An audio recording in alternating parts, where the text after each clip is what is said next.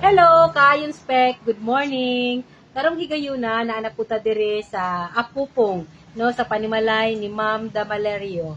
So atong interviewon kining isa ka bata nga siya na mag-istorya kung unsa gibati niya sa iyaha nga mata.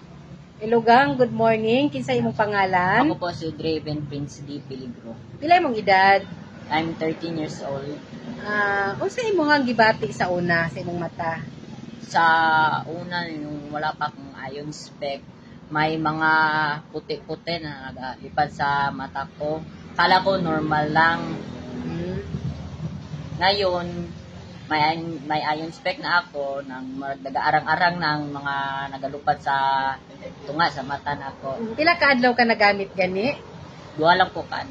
Duha pa siya kaadlaw. Unsa pa ganito imong gibati katong wala pa kay iron spec pag magamit ka og cellphone?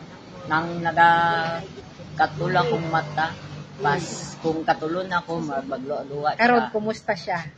Dali naman, di na siya katulon. Okay, praise God. So, nindot kaayo, no? Siya nagapamatuod isa ka bata, no? Floaters ang iyahang gibati sa iyahang mata. Karon nag-arang-arang na. Duha pa lang kaadlaw, duha pa lang. Kunya, naamagudtaan ni o anti-radiation na siya, anti-UV, anti-blue rays. So, ayon na siya. So, thank you kaayo gang sa higayon nga imong gi-share na makaabot pud sa uban. Dako kay ning blessing. Thank you. Thank you po.